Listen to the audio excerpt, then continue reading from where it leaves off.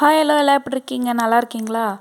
Okay, இன்றைக்கி என்ன ஒரு இன்ஃபர்மேஷன் பார்க்க போகிறோம் அப்படின்னு பார்த்தீங்கன்னா, எல்லாருக்குமே இது காமனாக தெரிஞ்சிருக்க வேண்டிய விஷயம். ஓகேங்களா?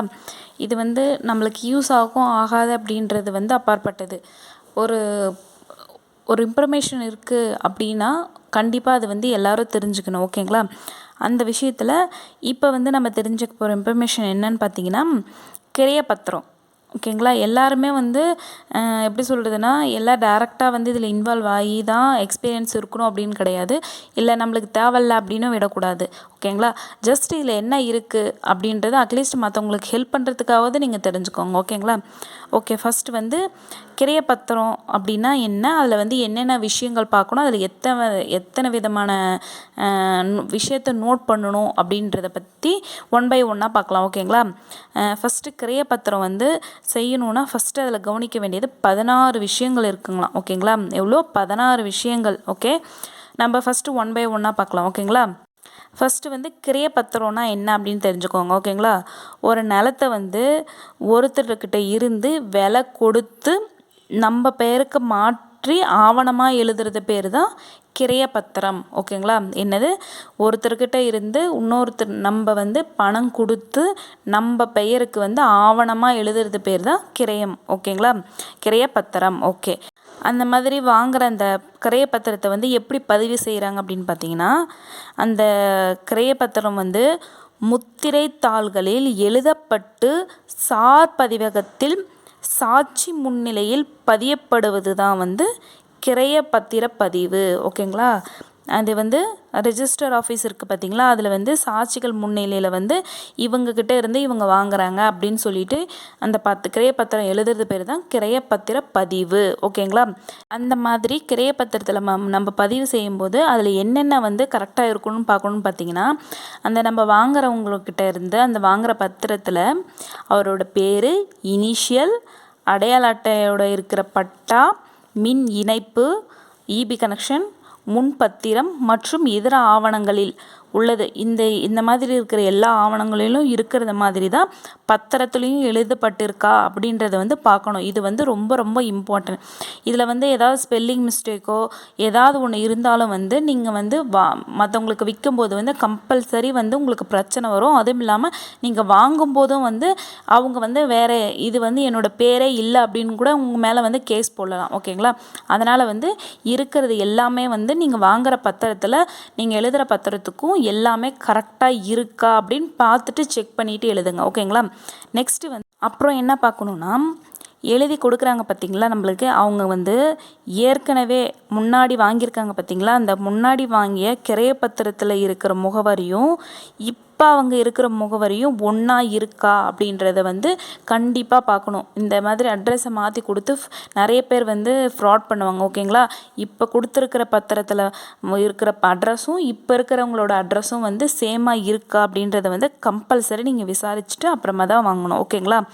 அதுக்கப்புறம் அப்படி மேபி அவங்க வாங்கும்போது வேறு அட்ரஸில் இருந்து இப்போ வேறு அட்ரஸில் இருக்காங்க அப்படின்னா அது மாறி இருக்கலாம். இல்லைனா அவங்க ரெண்ட் ஹவுஸில் இருந்து கூட ஓன் ஹவுஸ்க்கு மாறி இருக்கலாம். அந்த மாதிரி எப்படி வேணாலும் இருக்கலாம். அதனால் அவங்க இதுக்கு முன்னாடி இருந்த அட்ரஸையும் இப்போ இருக்கிற அட்ரஸையும் ரெண்டையும் அந்த கிரையப்பத்திரத்தில் கம்பல்சரி எழுதணும். ஓகேங்களா?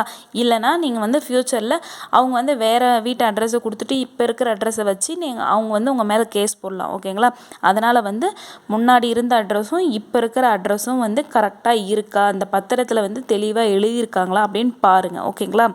நெக்ஸ்ட்டு கிரையப்பத்திரம் எழுதி வாங்குபவர் தன்னுடைய பெயர், இனிஷியல், முகவரி ஆகியவற்றை அடையாளம் அட்டைகளில் பொருந்தும்படி பிழையில்லாமல் இருக்கிறதா என்று பார்க்க வேண்டும். என்ன சொல்கிறாங்கன்னா, நம்ம அவங்கக்கிட்ட வாங்கும்போது இதெல்லாம் பார்த்துட்டு வாங்குகிறோம். அது மட்டும் இல்லை, நம்ம எழுதும் போதும் நம்மளோட இனிஷியல், பேர், நம்ம அடையாள அட்டையில் இருக்கிறது, நம்மளோட அட்ரஸ் எல்லாமே கரெக்டாக எந்த ஒரு மிஸ்டேக்கும் இல்லாமல் எழுதணும். ஏன்னா இப்போ நீங்கள் இன்னொருத்துக்கிட்ட வாங்கும்போது அந்த மிஸ்டேக் இருக்கா அப்படின்னு நீங்கள் செக் பண்ணும்போது நீங்கள் மேபி விற்க மாதிரி இருந்தால் உங்களோட அட்ரஸையும் அவங்க செக் பண்ணுவாங்கள்ல, அப்போ பிரச்சனை வரும். அதனால் நீங்கள் எழுதும்போது நீங்கள் அடையாள அட்டையில் நீங்கள் என்ன ப்ரூஃப் எடுத்துகிட்டு போகிறீங்களோ அதில் என்ன இருக்கோ அதை பிழை இல்லாமல் தெளிவாக எழுதுங்க. ஓகேங்களா? நெக்ஸ்ட்டு இந்த அவங்க உங்களுக்கு நிலம் கொடுக்குறாங்க பார்த்தீங்களா, அந்த நிலம் அவங்களுக்கு எப்படி வந்துச்சு அப்படின்றத பார்க்கணும். ஓகேங்களா, அதையும் நீங்கள் தெரிஞ்சுக்கணும்.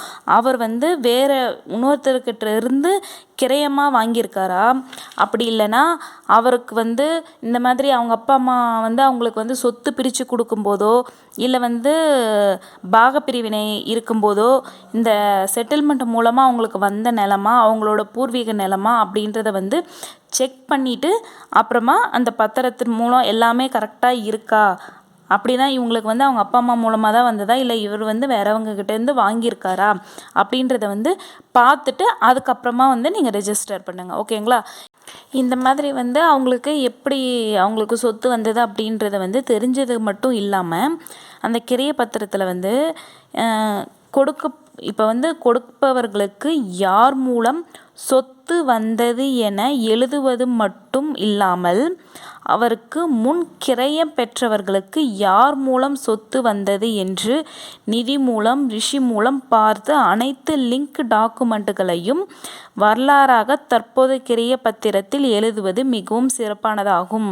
ஓகேங்களா, என்ன சொல்கிறாங்கன்னா கிரைய பத்திரத்தில் வந்து அவங்க இப்போ நம்ம வாங்குறவங்களுக்கு முன்னாடி அவங்க வந்து யார்கிட்ட இருந்து அந்த இந்த நிலத்தை வாங்கினாங்க, ஒரு வேளை நிதி மூலமாக வந்துச்சா இல்லை ரிஷி மூலமாக வந்துச்சா அப்படின்றத வந்து எல்லாம் தெரிஞ்சுக்கிட்டு அந்த டீட்டெயில்ஸை வந்து லிங்க் டாக்குமெண்ட்டை நம்ம ஒரு வரலாறாக வந்து நம்ம பத்திரத்தில் இதை வந்து எழுதிக்கிறது வந்து ரொம்ப ரொம்ப ஒரு சிறப்பானதான். ஏன்னா ஃப்யூச்சரில் எந்த பிரச்சனையும் வராமல் இருக்கணுன்றதுக்காக அவங்க அதுக்கு முன்னாடி யார்கிட்டேருந்து வாங்கினாங்க, நம்ம வந்து அவங்கக்கிட்ட எப்படி வாங்கணும் அப்படின்றத வந்து நம்ம தெளிவாக எழுதிக்கிட்டோம்னா நம்மளுக்கு எந்த வித பிரச்சனையும் இல்லாமல் இருக்கும் அப்படின்றதுக்காக இதை எழுதியிருக்காங்க. ஓகேங்களா, நெக்ஸ்ட்டு வந்து 8th என்ன சொல்கிறாங்கன்னா கிரயம் நிச்சயத்த உண்மையான தொகை எழுத வாய்ப்பு இருந்தால் தெளிவாக எழுதுங்கள் அல்லது வழிகாட்டும் மதிப்பு தொகை எழுதினாலும் எழுதுங்கள்.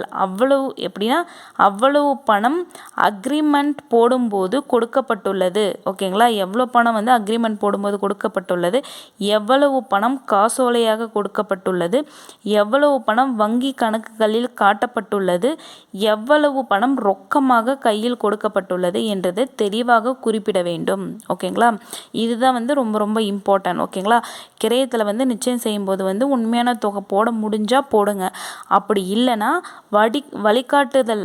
வழிகாட்டும் மதிப்பு தொகை எழுதினாலும் எழுதுங்க. ஓகேங்களா, அந்த மாதிரி எழுதும்போது வந்து எவ்வளோ பணத்தை வந்து நீங்கள் வந்து பேங்க்லேருந்து வாங்கினீங்க, ஃபஸ்ட்டு வந்து எவ்வளோ பணத்துக்கு அக்ரிமெண்ட் போட்டிருக்கீங்க, அந்த பணத்தில் வந்து எவ்வளோ பணம் வந்து நீங்கள் எப்படின்னா செக்காக கொடுத்துருக்கீங்க, அப்படி இல்லை எவ்வளோ பணத்தை வந்து வங்கி கணக்கில் இருந்து கொடுத்துருக்கீங்க, கையில் எவ்வளோ பணம் கொடுத்துருக்கீங்க அப்படின்றத வந்து தெளிவாக என்னென்ன அமௌண்ட் வந்து நீங்கள் எந்தெந்த சோர்ஸ்லேருந்து கொடுத்தீங்க அப்படின்றத வந்து நீங்கள் தெளிவாக மென்ஷன் பண்ணிக்கிறத வந்து உங்களோட சேஃப்டிக்காக. ஓகேங்களா, நீங்கள் வந்து இதெல்லாமே வந்து பார்த்து இந்த பத்திரத்தில் வந்து ஒவ்வொன்றும் வந்து நம்ம எழுதும்போது வந்து திரும்பி மாற்றி எழுத முடியாது.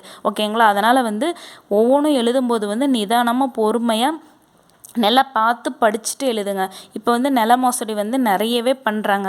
அதனால் வந்து எல்லாருமே வந்து தெரிஞ்சு இது பண்ணுறது கிடையாது. சில பேர் வந்து புதுசாக நிலம் வாங்குறவங்களும் இல்லைன்னா அவங்களுக்கு வந்து சில விஷயங்கள் நாலேஜ் இப்போ இருக்கிற இந்த இது நாலேஜ் தெரியாமல் இருக்கிறவங்களும் வந்து ஏமாற்றி இந்த இடத்துல கையெழுத்து போடுங்க எல்லாமே கரெக்டாக தான் இருக்குது, படிக்க தெரியாதவங்களும் இருப்பாங்க. அதனால் அந்த மாதிரி இருக்கும்போது நிறைய பேர் ஏமாற்றிடுறாங்க.